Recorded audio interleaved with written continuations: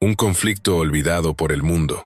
En el corazón de África, donde los ríos serpentean entre selvas esmeralda y las montañas se alzan como guardianes milenarios, se desató una guerra que el mundo prefirió ignorar. La Segunda Guerra del Congo, un conflicto que estalló entre 1998 y 2003. No fue solo una lucha entre ejércitos o facciones locales, fue un cataclismo que envolvió a 9 naciones y más de 25 grupos armados, dejando tras de sí un rastro de sangre, dolor y olvido. Más de 4 millones de personas perdieron la vida, un número que supera cualquier otra guerra desde la Segunda Guerra Mundial. Sin embargo, mientras las llamas consumían el corazón del continente africano, los titulares del mundo miraban hacia otro lado, hacia conflictos más comprensibles en Medio Oriente, América Latina o Europa. ¿Por qué la llamaron la Guerra Mundial Africana? Porque no fue solo una guerra civil, ni siquiera una guerra regional. Fue un torbellino de ambiciones, odios y codicia, que arrastró a países vecinos y a potencias lejanas, todos luchando por el control de un territorio rico en recursos pero empobrecido por siglos de explotación. En el Congo, el coltan, el oro, los diamantes y el petróleo se convirtieron en el combustible de un conflicto que no solo mató cuerpos, sino que destrozó almas, comunidades y esperanzas. Esta es la historia de esa guerra, contada a través de los ojos de quienes la vivieron. Un joven soldado congoleño, una mujer que escapó del genocidio ruandés, un minero atrapado en la fiebre del coltan y un periodista occidental que intentó, contra todo pronóstico, mostrarle al mundo la verdad de un conflicto olvidado. El soldado, Mwana. Mwana tenía apenas 17 años cuando la guerra llegó a su aldea en la región de Kivu. Era un joven delgado, con ojos que parecían llevar el peso de un siglo, aunque su vida apenas comenzaba. Su aldea, un puñado de chozas de adobe rodeadas de plantaciones de mandioca, había sido un lugar tranquilo, donde las noches se llenaban con los cantos de las mujeres y el rumor del río. Pero en 1998, todo cambió.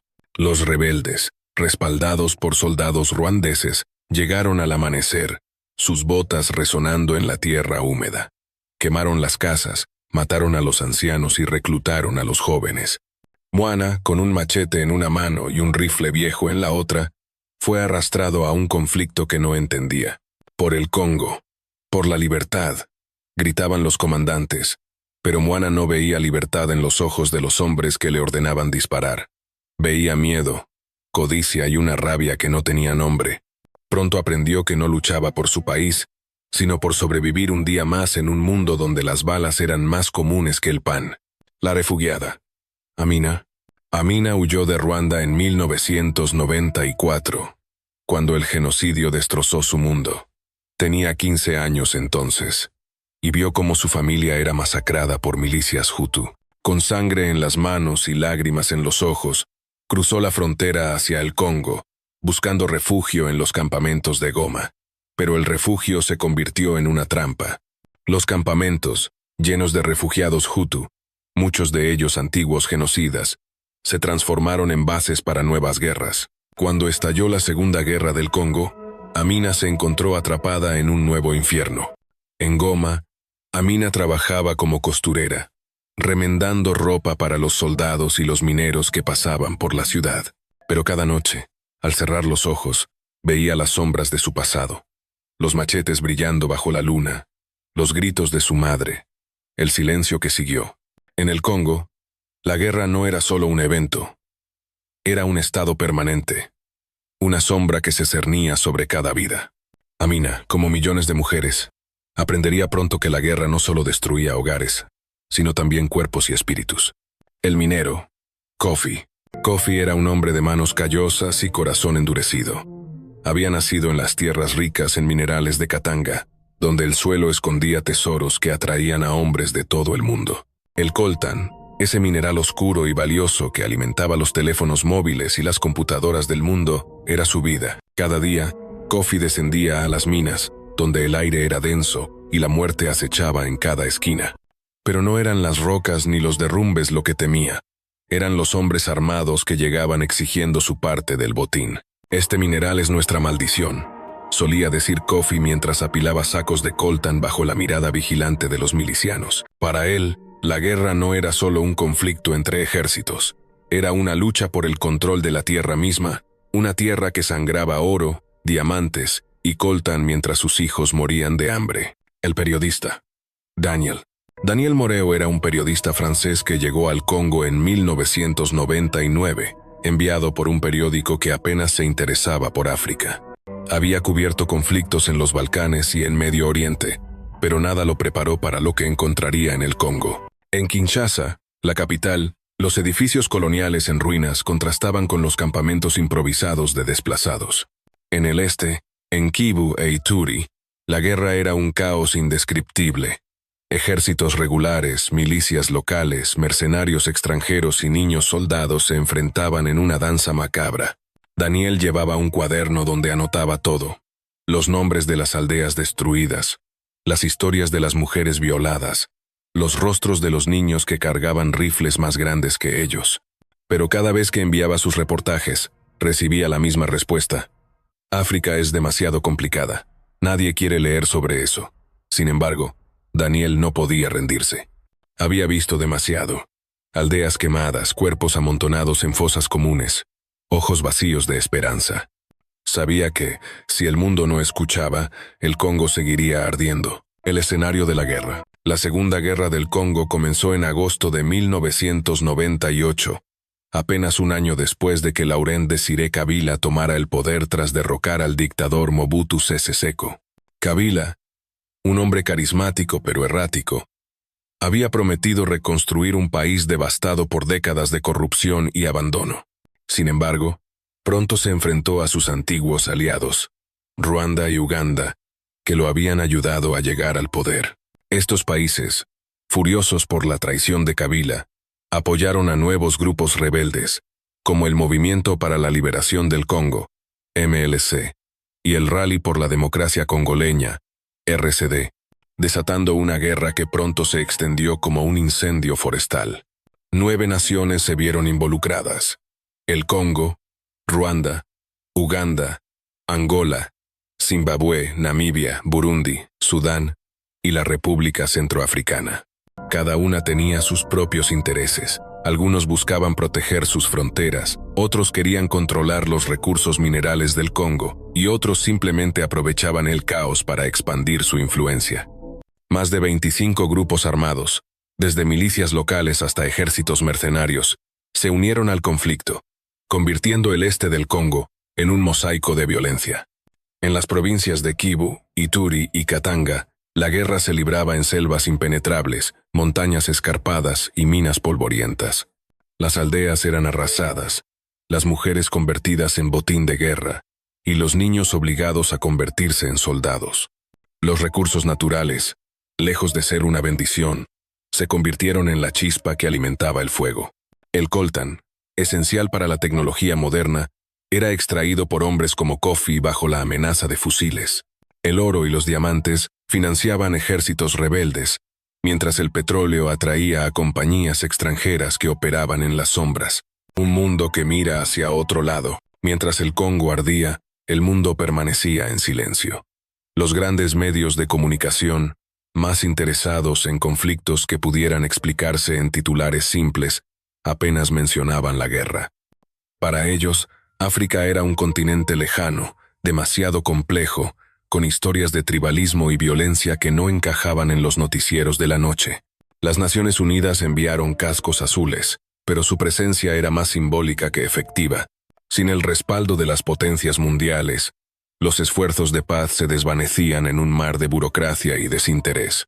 Para Moana, Amina, Kofi y Daniel, la guerra no era solo un evento histórico. Era su vida, su lucha, su dolor. Cada uno, a su manera, intentaba encontrar sentido en un mundo donde la muerte era más común que la esperanza. Pero mientras las balas silbaban y las minas seguían extrayendo riqueza para unos pocos, una pregunta resonaba en sus corazones: ¿cuándo terminaría esta guerra? ¿Y quién, si es que alguien lo hacía, contaría su historia? Las raíces del odio. Una tormenta de venganza y codicia. El Congo, un gigante herido en el corazón de África, no estaba destinado a la paz. Las semillas de la Segunda Guerra del Congo que estalló en 1998, se sembraron mucho antes, en los campos de sangre de Ruanda y en las minas ricas en minerales que prometían riqueza pero solo traían muerte. Esta guerra no comenzó con un solo disparo, sino con una cadena de traiciones, odios étnicos y una lucha despiadada por el poder y los recursos. Para entender el infierno que consumió al Congo, hay que retroceder a los eventos que lo desencadenaron: el genocidio ruandés, la caída de Mobutu y la traición de un hombre que quiso ser rey, Laurent Désiré Kabila. Moana, el peso de la traición. Moana, el joven soldado de Kivu, no entendía las complejidades de la política que había arrastrado a su aldea al caos. Pero sabía una cosa: los hombres que ahora le ordenaban disparar no eran congoleños. Hablaban Kinyarwanda, la lengua de Ruanda, y sus ojos estaban llenos de una furia que no era de su tierra. Los soldados ruandeses, junto con los rebeldes del Rally por la Democracia Congoleña, RCD, habían llegado a su aldea buscando a los Interahamwe, las milicias Hutu que habían huido de Ruanda tras el genocidio de 1994. Pero para Moana, las distinciones entre Hutu, Tutsi o congoleños no importaban. Todos los que empuñaban un arma eran iguales, depredadores en un bosque de sangre. Una noche, mientras descansaba junto a una fogata en un campamento improvisado, Moana escuchó a su comandante, un hombre alto y huesudo al que llamaban León, hablar sobre Kabila. Nos prometió el poder, pero nos traicionó, gruñó León, escupiendo al fuego. Ahora debemos tomar el Congo por nuestra cuenta. Moana no sabía quién era Kabila ni por qué su nombre despertaba tanto odio. Solo sabía que, cada día, su rifle pesaba más en sus manos, y su corazón se endurecía con cada muerte que presenciaba. Amina, las sombras del genocidio. Amina, la refugiada ruandesa, vivía en un campamento en Goma que era más prisión que refugio. Los campamentos de desplazados, llenos de cientos de miles de Hutu que habían huido de Ruanda tras el genocidio, eran un polvorín. Entre los refugiados había mujeres como Amina, que solo querían olvidar el pasado, pero también había hombres que llevaban machetes escondidos y planes de venganza. Los Interahamwe, responsables de la masacre de casi 1 millón de Tutsis en 1994, se mezclaban con los civiles, usando los campamentos como bases para atacar a Ruanda desde el otro lado de la frontera. Amina cosía uniformes para los soldados rebeldes, un trabajo que la mantenía viva pero la llenaba de culpa. Cada puntada era un recordatorio de que estaba ayudando a los mismos hombres que podrían haber matado a su familia. Una tarde, mientras trabajaba bajo un toldo improvisado, escuchó rumores de que Kabila, el nuevo presidente del Congo, había expulsado a los Tutsis de su gobierno. Los ruandeses, que lo habían ayudado a derrocar a Mobutu en 1997, ahora se sentían traicionados. Amina sabía lo que significaba la traición en esta tierra. Más sangre, más muerte. Y ella, una vez más, estaría atrapada en el centro de la tormenta. Kofi. La maldición del coltan. En las minas de Katanga, Kofi trabajaba bajo el sol abrasador, extrayendo coltan de la tierra con una pala gastada. El coltan, un mineral oscuro y pesado, era el oro del siglo XXI. Alimentaba los teléfonos móviles, las computadoras y las consolas de videojuegos que el mundo occidental consumía sin pensar. Pero para Kofi, el coltan era una maldición. Cada saco que llenaba iba a parar a manos de milicias o compañías extranjeras, mientras él y sus compañeros apenas recibían lo suficiente para comprar un puñado de mandioca. Un día, mientras descansaba bajo un árbol, Kofi vio llegar a un grupo de hombres armados. No eran congoleños, ni siquiera ruandeses. Hablaban inglés con acentos que no reconocía. Americanos, tal vez europeos, murmuró un compañero. Querían el coltan, y estaban dispuestos a pagar a los rebeldes para asegurarse de que las minas siguieran produciendo. Kofi entendió entonces que la guerra no era solo entre africanos. Había fuerzas más grandes, sombras que operaban desde lejos, alimentando el conflicto para llenar sus bolsillos. Daniel, el testigo silenciado. Daniel Moreau, el periodista francés, había aprendido a moverse con cuidado en el Congo. En Kinshasa, había entrevistado a funcionarios corruptos que vivían en mansiones mientras el país se desmoronaba. En Goma, había hablado con refugiados que contaban historias de horror que parecían sacadas de una pesadilla. Pero lo que más le impactaba era el silencio del mundo. En 1998, cuando Ruanda y Uganda lanzaron una nueva ofensiva contra Kabila, Daniel intentó enviar un reportaje detallando cómo la traición de Kabila había desencadenado el conflicto. Pero su editor en París respondió con una frase que se le quedó grabada: África no vende periódicos. Daniel comenzó a investigar las raíces del conflicto. Descubrió que el genocidio ruandés de 1994 había dejado una herida abierta en la región. Más de 1 millón de Hutu habían huido al Congo, temiendo represalias del nuevo gobierno Tutsi en Ruanda. Entre ellos estaban los Interahamwe, que usaban los campamentos de refugiados como escudos humanos mientras planeaban nuevos ataques. Kabila, al principio, permitió que Ruanda persiguiera a estos grupos en territorio congoleño. Pero en 1998, cansado de ser visto como un títere de Ruanda, Kabila expulsó a los Tutsis de su gobierno y rompió con sus antiguos aliados. La respuesta fue inmediata. Ruanda y Uganda apoyaron a nuevos grupos rebeldes, y el Congo se convirtió en un campo de batalla. Las raíces del conflicto. La Segunda Guerra del Congo no fue un accidente, fue el resultado de una historia de odios y ambiciones que se remontaba décadas atrás. En 1994, el genocidio ruandés dejó un legado de sangre que cruzó las fronteras. Los Hutu, temiendo la venganza de los Tutsis, huyeron al Congo, trayendo consigo sus rencores y sus armas. El gobierno de Mobutu, corrupto y debilitado, no pudo controlar la situación. En 1996, Laurent Désiré Kabila, con el apoyo de Ruanda y Uganda, derrocó a Mobutu en la Primera Guerra del Congo. Pero Kabila no era un héroe. Era un oportunista que pronto se volvió contra sus aliados. En 1998, cuando Kabila ordenó la salida de las tropas ruandesas y ugandesas del Congo, ambos países respondieron con furia. Apoyaron a grupos rebeldes como el RCD y el MLC, que buscaban derrocar a Kabila y tomar el control de las regiones ricas en minerales. Pero la guerra no se limitó a Ruanda, Uganda y el Congo. Angola, Zimbabue y Namibia se unieron al lado de Kabila, temiendo que un Congo controlado por Ruanda desestabilizara la región. Burundi, Sudán y la República Centroafricana también entraron al conflicto, cada uno con sus propios intereses. El resultado fue un caos absoluto, con ejércitos regulares, milicias locales y mercenarios luchando por el control de un país que se desangraba. Los recursos naturales fueron el combustible de la guerra. El coltan, el oro, los diamantes y el petróleo atraían a todos: rebeldes, gobiernos, compañías extranjeras. En las minas de Katanga y Kivu, hombres como Kofi trabajaban bajo amenaza, mientras los beneficios se enviaban a capitales lejanas. La guerra no era solo por el poder, era por la riqueza, y el Congo pagaba el precio con la vida de sus hijos.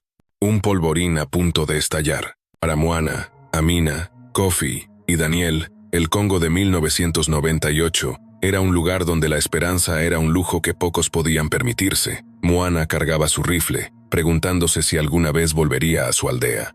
Amina cosía en silencio, sabiendo que cada uniforme que terminaba podía ser usado para matar. Kofi extraía coltan, consciente de que su trabajo alimentaba una guerra que no entendía. Y Daniel escribía, esperando que sus palabras pudieran romper el silencio del mundo.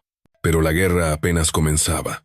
En las selvas de Kivu, las montañas de Ituri y las minas de Katanga, el fuego de la violencia se extendía, y con él, un sufrimiento que cambiaría el destino de millones. La traición de Kabila había encendido la chispa, pero serían los hombres, mujeres y niños del Congo quienes pagarían el precio de un conflicto que el mundo prefería ignorar. Un continente en llamas. El caos de la guerra. La Segunda Guerra del Congo no fue solo un conflicto. Fue un incendio que consumió selvas, montañas y vidas. Desde las laderas brumosas de Kivu hasta las tierras ricas en minerales de Katanga, el país se convirtió en un campo de batalla donde 9 naciones y más de 25 grupos armados chocaban en un torbellino de violencia. Cada facción luchaba por sus propios intereses: poder, venganza o el control de los tesoros ocultos bajo la tierra congoleña. El coltan, el oro, los diamantes y el petróleo no eran solo recursos, eran el botín de una guerra que convirtió al Congo en un mosaico de sangre y desesperación. Moana, un soldado sin causa. Moana, el joven de Kivu, ya no era el mismo. A los 18 años, el peso del rifle en sus manos se había vuelto tan familiar como el latido de su corazón. Su unidad, una mezcla de rebeldes congoleños y soldados ruandeses, avanzaba por la selva de Kivu, donde los árboles eran tan altos que bloqueaban el sol. Las órdenes eran claras: tomar una aldea controlada por una milicia rival. Pero para Moana, cada aldea era igual: un puñado de chozas quemadas, mujeres llorando y niños huyendo hacia la selva. En una emboscada cerca de Bukavu, Moana vio el verdadero rostro de la guerra. Los disparos resonaban en la oscuridad, y el olor a pólvora se mezclaba con el de la sangre. Sus compañeros cayeron uno a uno, algunos gritando, otros en silencio. Moana se escondió detrás de un árbol, con el corazón latiendo tan fuerte que temía que lo delatara. Cuando el combate terminó, encontró a su amigo de la aldea, Tembo, con los ojos abiertos pero sin vida. Moana no lloró. Ya no le quedaban lágrimas, pero en ese momento, decidió que si sobrevivía, encontraría una manera de escapar de esta guerra sin sentido. Amina, la superviviente en el infierno. En Goma, Amina vivía en un campamento que era un microcosmos del caos congoleño. Los refugiados, los milicianos y los soldados de las Naciones Unidas convivían en un equilibrio frágil. Una noche, mientras caminaba hacia su tienda, un grupo de hombres armados irrumpió en el campamento. Eran miembros de una milicia local, buscando mujeres para entretener a sus soldados. Amina se escondió bajo una pila de ropa, conteniendo la respiración mientras escuchaba los gritos de otras mujeres siendo arrastradas. Cuando los hombres se fueron, Amina salió y encontró a su amiga Nyota, con los ojos vacíos y el cuerpo temblando. «Esto no es vida», susurró Nyota. Amina no respondió. Sabía que Nyota tenía razón. La guerra en Kivu no era solo entre ejércitos. Las milicias, como los Mai Mai o los Interahamwe, usaban la violencia sexual como arma, dejando un rastro de trauma que marcaba a generaciones. Amina, que había escapado del genocidio ruandés, ahora enfrentaba un nuevo tipo de horror, pero se negaba a rendirse. Comenzó a organizar a las mujeres del campamento, enseñándoles a coser y a apoyarse mutuamente. Era un acto pequeño, pero para Amina era una forma de resistir. Kofi, el esclavo del coltán. En las minas de Katanga, Kofi trabajaba hasta que sus manos sangraban. Las minas eran un mundo subterráneo donde el polvo cegaba los ojos y el calor sofocaba los pulmones. Pero lo peor no era el trabajo. Eran los hombres armados que vigilaban cada movimiento. Una mañana, un grupo de rebeldes del Movimiento para la Liberación del Congo, MLC, llegó a la mina, exigiendo todo el coltán recolectado.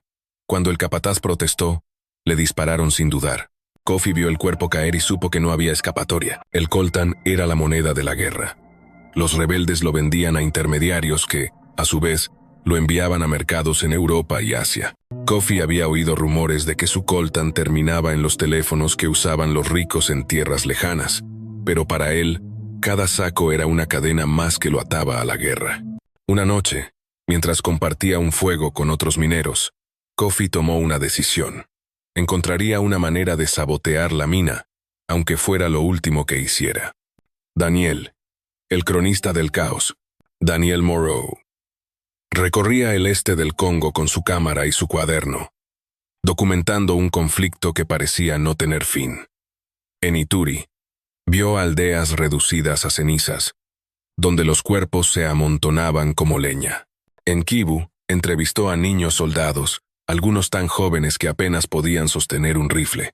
En Katanga, vio cómo las minas de coltán y oro financiaban la guerra, mientras las compañías extranjeras hacían la vista gorda. Una tarde, mientras viajaba en un convoy de la ONU, Daniel fue testigo de un ataque.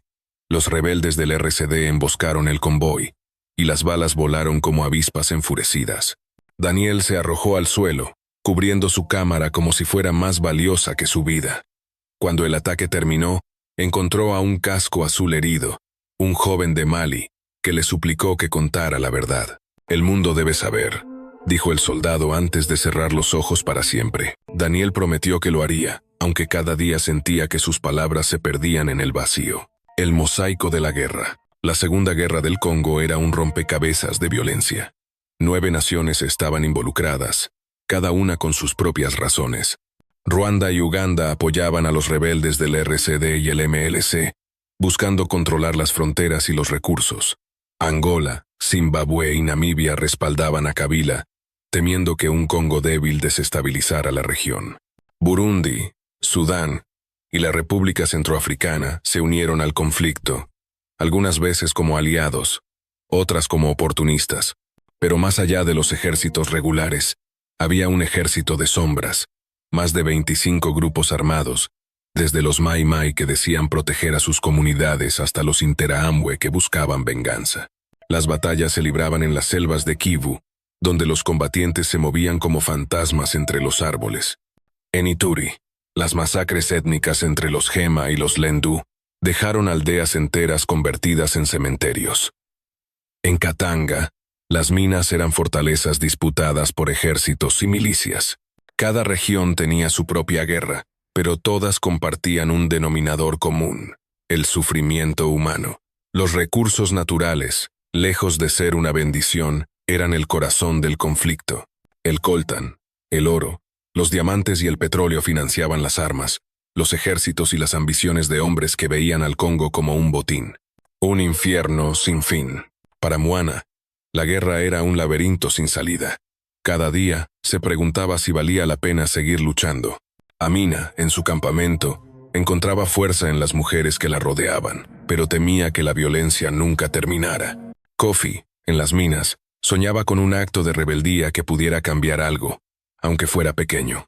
Y Daniel, con su cámara y su cuaderno, seguía buscando una manera de romper el silencio del mundo. El Congo ardía, y el fuego no discriminaba. Las aldeas se convertían en cenizas, las mujeres en víctimas, los niños en soldados, pero en medio del caos, cada uno de los protagonistas de esta historia encontraba una chispa de resistencia, una razón para seguir adelante. La guerra no solo destruía, también revelaba la fuerza del espíritu humano, incluso en los momentos más oscuros. Las cenizas de la guerra, un legado de dolor. La Segunda Guerra del Congo no solo dejó cicatrices en la tierra, sino también en las almas de quienes la vivieron. Más de 4 millones de personas murieron, no solo por las balas, sino por el hambre, las enfermedades y la desesperación que siguieron a los combates. Millones de mujeres fueron víctimas de una violencia sexual tan generalizada que el Congo se ganó el sombrío título de capital mundial de la violación. Casi 4 millones de personas fueron desplazadas, huyendo de sus hogares para buscar refugio en campamentos donde la muerte acechaba en forma de malaria, cólera y abandono. La selva, los ríos y la fauna del Congo fueron devastados, y la sociedad misma se fracturó en pedazos irreconocibles. Esta guerra no solo destruyó vidas, destruyó la esperanza de un futuro. Moana, el eco de la pérdida. Moana ya no era un niño. A los 19 años, había visto más muerte que la mayoría de los hombres en una vida entera. Su unidad rebelde había sido diezmada en una batalla en las colinas de Kivu, y él había desertado, incapaz de soportar más sangre en sus manos. Ahora vagaba por las aldeas destruidas, buscando a su familia, aunque en el fondo sabía que probablemente estaban muertos. Encontró su aldea, o lo que quedaba de ella. Un puñado de chozas quemadas y un silencio que pesaba más que cualquier grito. Una noche, mientras dormía bajo un árbol, Moana soñó con su madre, que solía cantarle canciones sobre el río Congo. Despertó con lágrimas en los ojos, pero también con una nueva determinación. Si no podía encontrar a su familia, al menos intentaría salvar a otros. Se unió a un grupo de desertores que ayudaban a los desplazados, guiándolos a través de la selva hacia campamentos más seguros. Pero cada paso era un recordatorio de lo que la guerra había arrebatado. No solo vidas, sino la humanidad misma. Amina, la herida invisible. En el campamento de Goma, Amina había visto cosas que ningún ser humano debería presenciar. La violencia sexual era una plaga que afectaba a mujeres de todas las edades, desde niñas hasta ancianas. Amina misma había escapado de varios ataques, pero llevaba las cicatrices de las historias que escuchaba cada día. Las mujeres del campamento, sus hermanas en el dolor, contaban cómo los soldados y milicianos las trataban como trofeos de guerra. «Nos roban el cuerpo, pero también el alma», dijo una joven llamada Sawadi, con los ojos vacíos. Amina decidió que no podía quedarse de brazos cruzados. Con la ayuda de una organización humanitaria, comenzó a liderar un grupo de apoyo para mujeres sobrevivientes. Enseñaba a coser, a leer, a hablar sobre su dolor. Pero cada noche, cuando cerraba los ojos, las pesadillas regresaban. Los machetes de Ruanda, los gritos en goma, el miedo constante. Amina sabía que la guerra no terminaría con un tratado de paz. Sus efectos vivirían en ella y en millones de mujeres para siempre. Kofi. La tierra sangrante. En Katanga, Kofi vio cómo la guerra destruía no solo a las personas, sino también a la tierra misma. Las minas de coltan y oro eran ahora campos de batalla, donde los árboles fueron talados para alimentar fogatas y los ríos envenenados por desechos. Los elefantes y gorilas, que una vez vagaban libres, habían desaparecido, cazados por soldados hambrientos o atrapados en el fuego cruzado. Kofi, que había crecido escuchando historias sobre la riqueza del Congo, ahora veía solo devastación. Una mañana, mientras trabajaba en la mina, Kofi y otros mineros decidieron actuar. Sabotearon un cargamento de coltan, escondiendo los sacos en una cueva cercana. Fue un acto pequeño, pero para Kofi era una forma de recuperar algo de dignidad. Sin embargo, la represalia fue inmediata. Los rebeldes ejecutaron a 3 de sus compañeros como advertencia. Kofi escapó por poco, pero el peso de sus muertes lo acompañaría siempre. La guerra no solo mataba cuerpos, mataba la esperanza de justicia. Daniel, el testigo del dolor.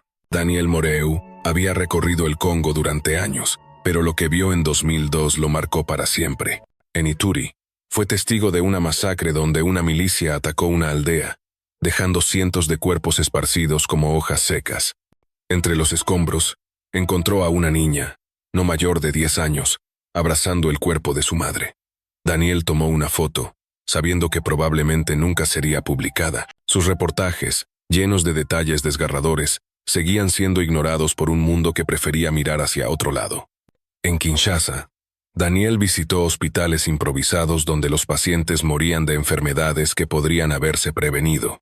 La malaria y el cólera se propagaban como fuego en los campamentos de desplazados, donde la comida era escasa y el agua sucia. Daniel entrevistó a médicos exhaustos, a niños huérfanos, a mujeres que habían perdido todo. Cada historia era un golpe al corazón, pero también un recordatorio de su misión: dar voz a los que no tenían ninguna. Las cenizas de un país. La Segunda Guerra del Congo dejó un legado de devastación que iba más allá de los números. Más de 4 millones de personas murieron, la mayoría no por balas, sino por el hambre, las enfermedades y la miseria que la guerra trajo consigo. Casi 4 millones de personas fueron desplazadas, vagando por un país donde no había lugar seguro. Las mujeres, como Amina, enfrentaron una violencia sexual tan extendida que el Congo se convirtió en un símbolo de horror. Las víctimas, muchas veces estigmatizadas por sus comunidades, llevaban heridas que nunca sanarían. La naturaleza también pagó un precio. Las selvas del Congo, hogar de algunas de las especies más raras del mundo, fueron devastadas. Los árboles fueron talados, los ríos contaminados y los animales cazados hasta la extinción en muchas áreas. En Katanga, las minas seguían produciendo coltan y oro, pero a un costo humano y ambiental insostenible. La sociedad congoleña quedó en ruinas. El gobierno de Kabila era débil, incapaz de controlar a los ejércitos rebeldes o de proporcionar servicios básicos. Los hospitales estaban vacíos, las escuelas cerradas, y el ejército nacional era poco más que una banda armada. La guerra no solo destruyó el presente, robó el futuro de un país que, en teoría, tenía todo para prosperar. Un silencio ensordecedor. Mientras el Congo se desangraba, el mundo permanecía en silencio. Las Naciones Unidas, presentes pero impotentes, no podían detener la violencia. Los cascos azules patrullaban, pero carecían de recursos y autoridad para imponer la paz. Las potencias occidentales, más interesadas en los recursos del Congo que en sus personas, seguían beneficiándose del coltan y el oro que fluían desde las minas. Para Moana, Amina, Kofi y Daniel, la guerra era una realidad diaria, pero para el resto del mundo era solo un eco lejano, una tragedia que no merecía atención.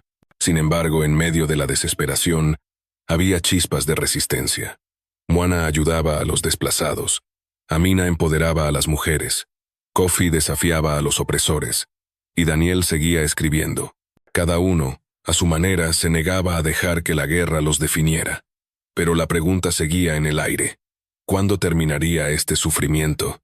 ¿Y quién pagaría por las cicatrices que dejó? El silencio del mundo y las lecciones de un infierno olvidado. La Segunda Guerra del Congo terminó oficialmente en 2003, con tratados de paz firmados en mesas lejanas, pero sus heridas siguen sangrando. El mundo, que apenas prestó atención mientras el Congo ardía, dejó tras de sí un legado de indiferencia. ¿Por qué el planeta miró hacia otro lado mientras más de 4 millones de personas morían? ¿Por qué los gritos de un continente no encontraron eco en los titulares de los grandes medios? Esta guerra, apodada la Guerra Mundial Africana, fue un recordatorio brutal de que la justicia no llega si el mundo elige el silencio. Pero en medio de la tragedia, las historias de Moana, Amina, Kofi y Daniel muestran que, incluso en los momentos más oscuros, la resistencia humana puede brillar. Moana. La búsqueda de la paz. Moana, ahora con 20 años, había dejado atrás el rifle y la selva. Tras desertar, se había unido a un grupo de voluntarios que ayudaban a los desplazados a reconstruir sus vidas. En 2003, cuando los acuerdos de paz de Sun City marcaron el fin oficial de la guerra, Moana estaba en un campamento cerca de Goma, ayudando a construir chozas para familias que habían perdido todo. Pero la paz era frágil. Las milicias seguían acechando en las sombras, y las aldeas aún temblaban ante el sonido de disparos lejanos. Una tarde, mientras trabajaba bajo el sol ardiente, Moana conoció a un anciano que le habló de su aldea, la misma que Moana había perdido. El anciano no sabía nada de su familia, pero le dio algo más valioso, una semilla de esperanza. La guerra no puede destruirnos si seguimos construyendo, dijo. Moana decidió que dedicaría su vida a eso, construir, no destruir. Se convirtió en un líder comunitario, enseñando a los jóvenes a trabajar la tierra en lugar de empuñar armas. Aunque el Congo seguía fracturado, Moana encontró un propósito: hacer que su país sanara, una aldea a la vez. Amina, la voz de las silenciadas. Amina, en Goma, había transformado su dolor en acción. Su grupo de apoyo para mujeres sobrevivientes de la violencia sexual creció, atrayendo la atención de organizaciones internacionales. En 2003, cuando la guerra terminó, Amina viajó a Kinshasa para hablar en una conferencia sobre los derechos de las mujeres. Frente a diplomáticos y activistas, contó su historia: el genocidio ruandés, los horrores en los campamentos, la lucha por sobrevivir.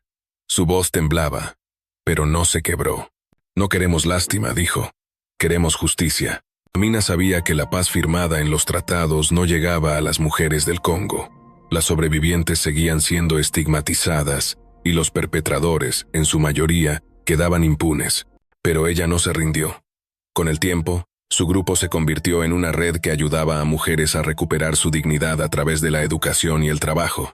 Amina, que había perdido tanto, encontró fuerza en dar voz a las silenciadas. Su lucha no terminó con la guerra, apenas comenzaba. Kofi, el rebelde silencioso. En Katanga, Kofi había sobrevivido al sabotaje en la mina, pero a un costo. Sus compañeros fueron ejecutados, y él tuvo que huir, escondiéndose en las colinas durante meses. Cuando la guerra terminó, Kofi regresó a su pueblo, pero encontró un paisaje irreconocible.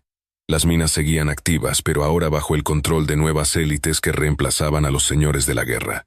El coltan seguía fluyendo hacia el exterior, mientras los mineros como él apenas sobrevivían. Kofi decidió que no podía seguir siendo parte de ese sistema. Con un grupo de mineros, formó una cooperativa para extraer minerales de manera justa, sin la intervención de milicias o corporaciones extranjeras. Era un esfuerzo pequeño, pero para Kofi, era una forma de recuperar el control de su tierra. El Congo no es pobre, solía decir, es robado. Su cooperativa creció lentamente, pero cada saco de coltan vendido directamente a compradores éticos era una victoria contra el legado de la guerra. Daniel, el cronista que no se rindió. Daniel Moreau, el periodista francés, regresó a París en 2003, pero el Congo nunca dejó su corazón. Sus reportajes, aunque ignorados por los grandes medios, encontraron eco en pequeñas publicaciones y organizaciones humanitarias. Publicó un libro, El silencio del Congo, que detallaba las historias de las personas que conoció, Los niños soldados, las mujeres sobrevivientes, los mineros esclavizados. El libro no fue un éxito comercial, pero llegó a las manos de activistas que comenzaron a presionar por cambios. Daniel también trabajó con ONGs para exponer el comercio de minerales de conflicto. Sus investigaciones revelaron cómo el coltan y el oro del Congo financiaban la guerra mientras alimentaban la tecnología del mundo. Aunque el mundo seguía mirando hacia otro lado, Daniel no se rindió.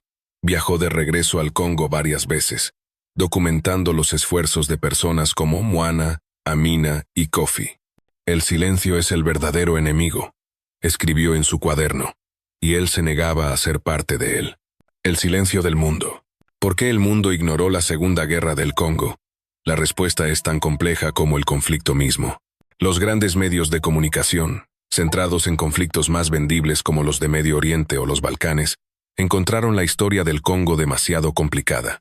Las divisiones étnicas, los múltiples actores y la lejanía geográfica hacían que el conflicto pareciera incomprensible para las audiencias occidentales. África, para muchos, era un continente de tragedias perpetuas, no digno de atención. Las Naciones Unidas, aunque presentes, fueron ineficaces. Los cascos azules, con recursos limitados y mandatos restrictivos, no podían detener la violencia. Las potencias mundiales, mientras tanto, se beneficiaban del caos. Las compañías extranjeras compraban coltan y oro a precios irrisorios, sin cuestionar su origen. Los gobiernos occidentales, más interesados en la estabilidad de sus propios mercados, no tenían incentivos para intervenir en un conflicto que no amenazaba sus intereses directos. El Congo, en muchos sentidos, fue abandonado. Su riqueza natural, que debería haber sido una bendición, se convirtió en una maldición. Los minerales que alimentaban la tecnología moderna se extraían con sangre, pero el mundo prefería no mirar. La guerra terminó, pero la explotación continuó, disfrazada de comercio legítimo. Lecciones de un infierno. La Segunda Guerra del Congo fue una guerra mundial en todo el sentido de la palabra, pero ocurrió en un continente que el mundo eligió ignorar. Fue un conflicto alimentado por el odio, la codicia y la indiferencia, pero también por la lucha de personas comunes que se negaron a rendirse. Moana, Amina, Kofi y Daniel, cada uno a su manera, representaban la resiliencia del espíritu humano.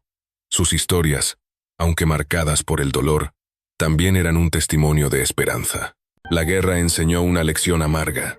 Los recursos, sin justicia, solo traen conflicto. El coltan, el oro y los diamantes del Congo no trajeron prosperidad, sino sangre.